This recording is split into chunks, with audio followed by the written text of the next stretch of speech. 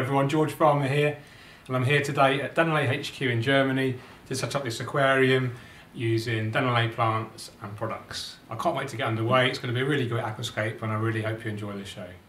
So the first thing I'm going to do is install my wood. It's Mapani wood and it's quite chunky, but I've selected some quite slender pointy pieces. The idea is to create quite a lot of vertical elements to the aquascape.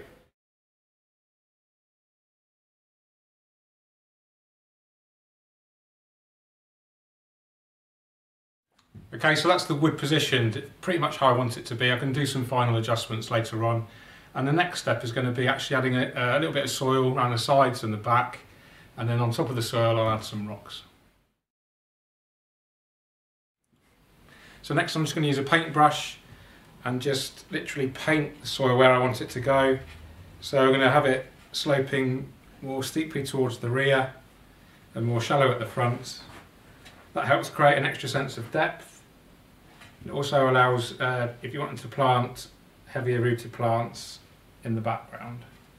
I'm deliberately leaving an open space at the front and I'm going to use some cosmetic gravel at the front there. I'm not planting to that at all. Okay, our next step is to add some stones. And I'm going to add some stones as a barrier in between the soil and the front area there. And that's going to help prevent any soil migration onto the open gravel at the front. We choose our stones really carefully. I've got some lovely stones here.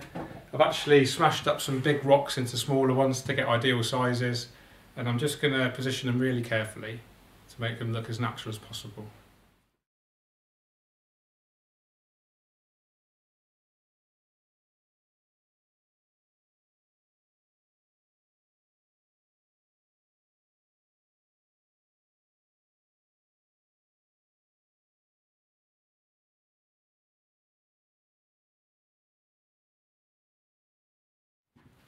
Okay, so I've installed our stones and they're acting as a barrier between the soil and the front of the tank. And in the front I'm going to install some bical gravel. So this is a 3 to 8 millimeter grain size. I've had some prepared earlier, it's been washed because it can cloud the water. And I'll just get a little handful and literally just sprinkle it around the front of the aquarium. Okay, so I've added the bical gravel in front of the stones. And I've actually inserted it all the way in the crevices and hopefully create a really nice natural effect once it's full of water. Okay, next step is actually going to add a little bit more soil to the back. It's not very deep, it's only 5 centimetres right at the back, and I'm going to take it up to probably about 8 or 10 centimetres. That's going to add a really good sense of depth. Okay, our next step is to wet the soil to make it much easier to plant into. So I've got a spray mister here. That's going to make the soil nice and wet. Okay, so we've wet our soil now, we're ready to plant, and I'm going to talk a little bit about the plants we're using, and then I'm going to introduce you to someone really special in a moment who's going to talk about some really cool plants. So we're going to be mainly using low maintenance plants and lots of epiphyte plants, so plants that attach to decor.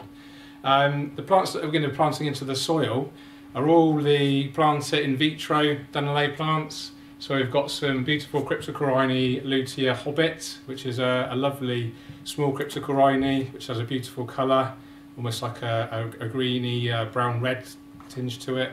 We've got Cryptocorini wendetii compact, which is like a smaller version of the standard wendetii. And also a classic Eleocharis, the Eleocharis pusilla, which stays relatively short and is really easy to carpet in relatively low energy setups. And I'm going to plant that all around the substrate, mix it up a little bit to create some really complex textures, and it'll look really effective. Next I'm going to introduce a real legend to the hobby, the plant hunter, otherwise known as Stefan Hummel, and he's going to talk about some beautiful new plants to the hobby. So first of all I will show you some Anubias. Here we have Anubias Nana Bonsai. Maybe this one is also in the market for many years. But it's a very nice little Anubias. And we found last year a mutation of Anubias Nana Bonsai. This is Anubias Pangolino. It's very special and with very thin, small leaves. And maybe it's the smallest Anubias in the world. and it's very nice for little scapes, for stones and woods. I show you some Bucephalandra from Borneo. Bucephalandra is a very new plant for the aquarium. We found the habitat in Borneo is very special and very rare. You can find in the jungle many types of Araceae, like Anubias, it's the same family, like cryptocarine.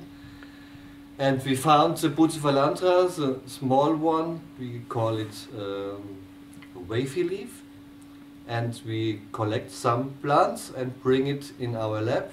And so we can produce from one plant from Borneo now in 1,000 pieces every time. So it's very safe, the nature. And the smallest one is this, we call it the mini needle leaf. It's very nice, grows very slowly. And this is our newest one called Brownie. It's a very, very small Bucephalandra with nice leaves and reddish stems sometimes. Grows also very slowly. With a very funny name, Schismatoglottis roseaspatha, also from the family Araceae. Over the water, this plant grows very big, maybe this size, but underwater, is very nice, small, submerged leaves. Looks a little bit like a cryptocarine, and this, you can put it in the gravel or put it on stone over. So this is all from Borneo, and now we have a very interesting thing. Looks like a moss, but it's an endemic fern from India, southwest India. We are this year in January in India, Kerala, and we found this in a very small, top secret area with our Indian guide, and this is an end size of the fern, and it's very nice for aquascaping in small tanks and grows also very slowly. Maybe need a little bit more shade like other plants, but yeah, it's very easy. So this is our fine selection from new plants.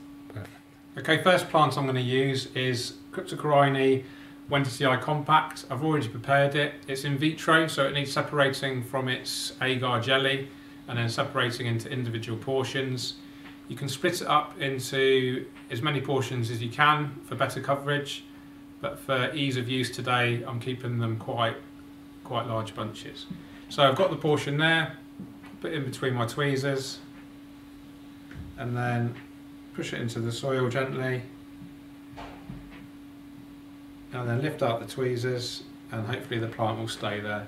Now this is going to be the tallest plant, so I'm going to plant this around the background.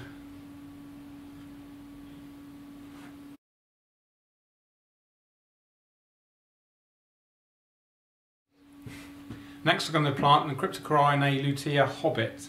So this will remain really short and the leaf colour will actually change over time. Beautiful little plant. I'm just going to plant that same sort of way as before with the Cryptocarine Wendertii compact.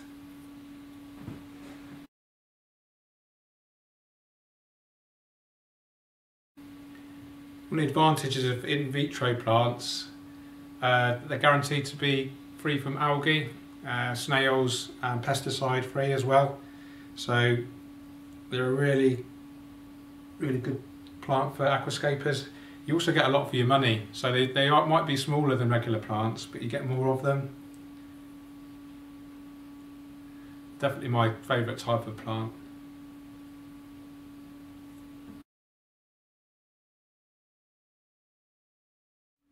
Okay, last plant I'm going to use in the substrate is the Eleocharis pusilla in vitro version, and I'll split it up into individual portions, and the same technique as before.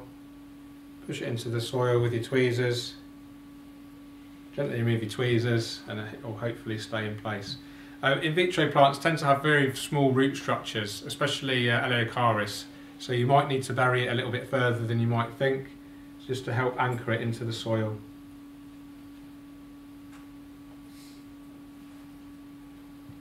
If you do get any floaters when you fill the aquarium up with water, you can simply replant. It shouldn't be a problem.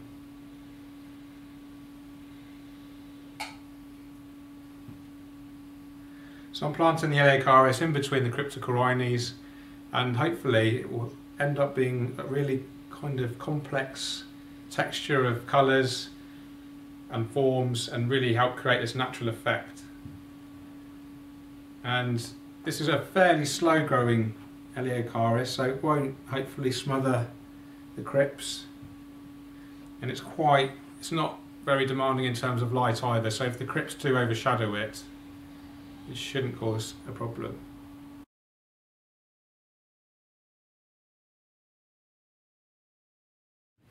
So we've planted all the plants we need to into our soil. Now we're ready to attach our epiphyte plants. The first plant I'm going to use, I'm really excited about. It's the first time I've ever seen it today, and it's called Schismatoglottis roseaspatha. And I'm going to be quite lazy in attaching it. I'm just going to literally tuck it into this area here, where it should self-attach, no problem. No need for any glue or cotton thread. The roots will spread out, self-attach to the wood, and it should just creep over nicely, no problem. Okay, next we're going to use some Anubias bonsai. So it's all been prepared before, just like we do with our normal pots, removing the rock wool or the cocoa fibre. If you haven't seen my previous videos, I'll show you how to do that in those videos, so do check them out on YouTube, etc. So here we have some portions here, and I'm going to use the same technique as before and just tuck it in like so. It's really important the rhizome of Anubias doesn't get buried into the substrate. It does need some water circulating over it. There's a handy little hole here I'm hoping that will tuck into quite nicely, like so. And then the last portion, I am actually going to tuck it down here. There. And already you can see the aquascape's taken on a really mature look, and that's why I love epiphyte plants and attach them to wooden rocks. It just helps achieve this real kind of natural feel and mature look to the hardscape. Okay, I'm just going to talk a little bit more about the Schismatoglottis roseaspatha, and I've got some beautiful photos here of the flower, and you can see why it's got its name Roseo, because of the colour. So absolutely stunning plant. Feel so privileged to be able to have seen this today, so thanks so much to Stefan Hummel for giving me so much great information. Okay, next plant I'm going to use is really interesting. It looks like a moss, but it's actually like a miniature fern. Really beautiful. It's attached to some coconut shell. It's called Carbidomanes malabacarum, and it comes from a southwest Indian state called Kerala. So just for ease and instant aquascaping effect, I'm just going to insert these pieces straight into the foreground area.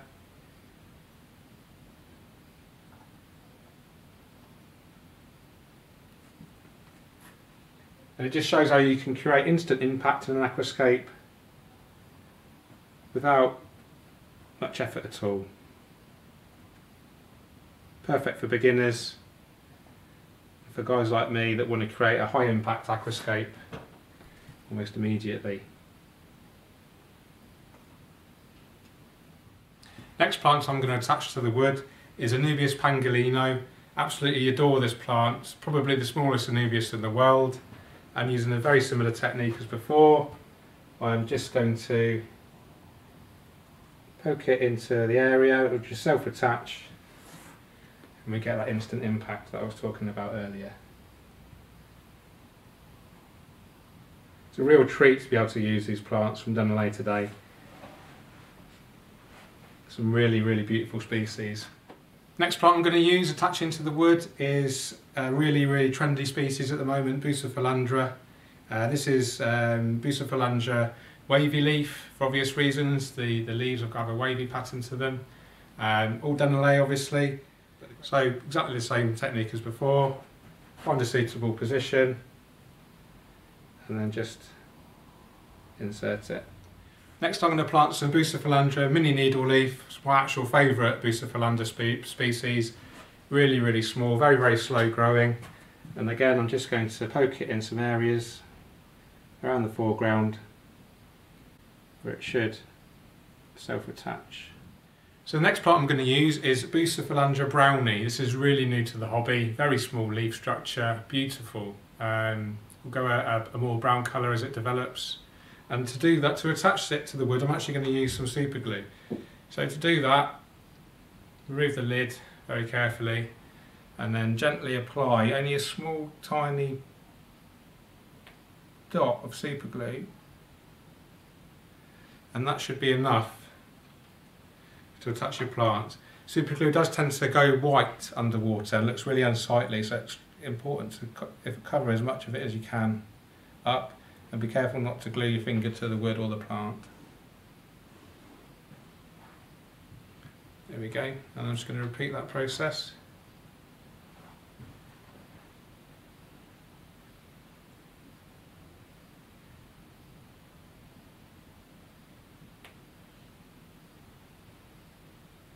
You can get a gel type of super glue, which is has a thicker consistency, which is less prone to running, so you might want to consider using that.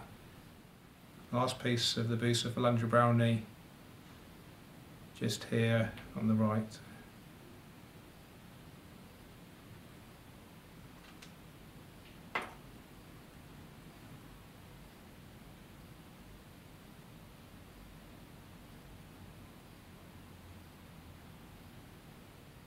Okay, next I'm going to plant some Bucephalandra Broad Wavy, another beautiful Bucephalandra species. And there's a little hole here, you probably can't see it in the video, but I'm just going to add a little bit of super glue in there, and then the plant should attach really easily.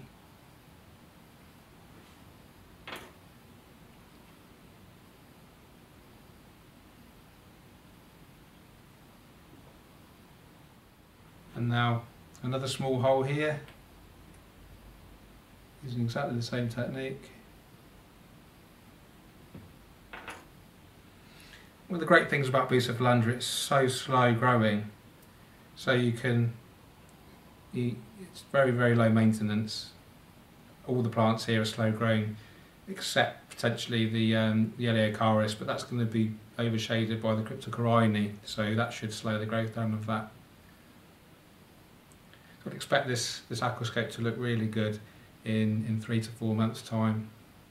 Okay, the planting is really nearly complete now. I've got one tiny portion of Anubias Pangolino to attach to this piece of wood here. So again, using our super glue, just a small drop on the surface.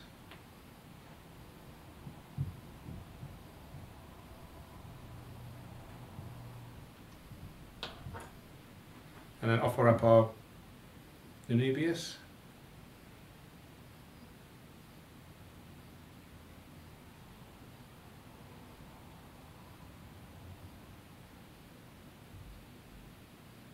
Okay, that's the aquascape complete, guys.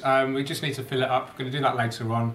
I've really enjoyed the process. I've used some amazing plants, so thanks so much to Stefan and to Patrick for showing me around and letting me use their great facilities.